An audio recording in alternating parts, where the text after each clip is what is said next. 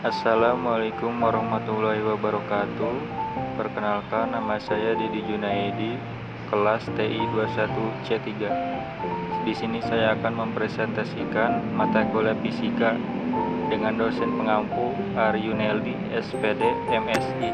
Di sini saya akan mempresentasikan tentang pemanasan global dan efek rumah kaca. Pemanasan global, kenaikan suhu permukaan bumi atau atmosfer, laut, dan daratan bumi yang disebabkan oleh peningkatan emisi karbon dioksida atau CO2 dan gas lain yang biasa dikenal sebagai gas rumah kaca yang menyelimuti bumi. Pemanasan global secara alamiah, sinar matahari yang masuk ke bumi sebagian dipantulkan kembali oleh permukaan bumi ke angkasa. Sebagian lagi akan diserap oleh gas-gas di atmosfer yang menyelimuti bumi atau gas rumah kaca, sehingga sinar terperangkap dalam bumi dan menghangatkan seluruh bumi. Itulah efek rumah kaca. Berikut adalah contoh proses pemanasan global. Yang pertama, panas matahari sebagian diserap oleh bumi dan memanasinya. Kedua, panas matahari sebagian dipantulkan kembali oleh atmosfer. Ketiga, panas matahari sebagian dipantulkan kembali oleh bumi dan diteruskan oleh atmosfer.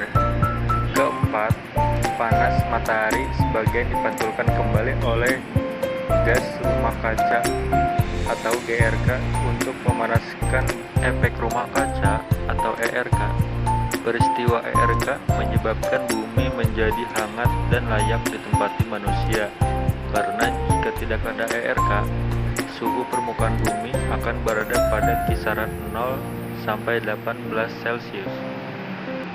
Kedua, jika tidak ada efek rumah kaca, permukaan bumi akan tertutupi oleh lapisan es, dan sebaliknya jika efek rumah kaca berlebihan, maka akan menyebabkan pemanasan global. Ketiga, gas-gas rumah kaca antara lain: 1. CO2 atau karbon dioksida. CO2 merupakan salah satu gas rumah kaca yang terbentuk secara alami. Namun, seiring perkembangan zaman, CO2 lebih banyak dihasilkan akibat aktivitas manusia.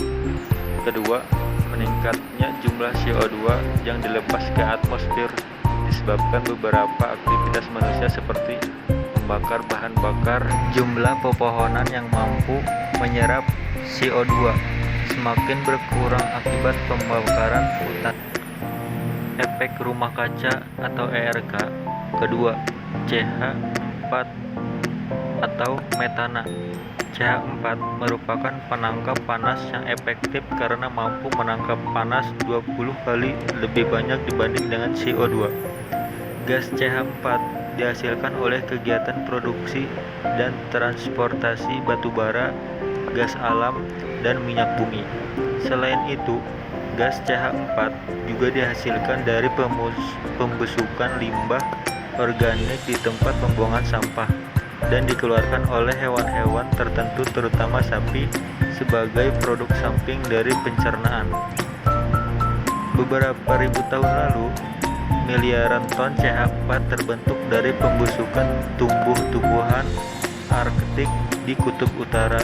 Saat Kutub Utara mulai menghangat, C4 yang tersimpan di dasar laut dapat mempercepat pemanasan di kawasan itu.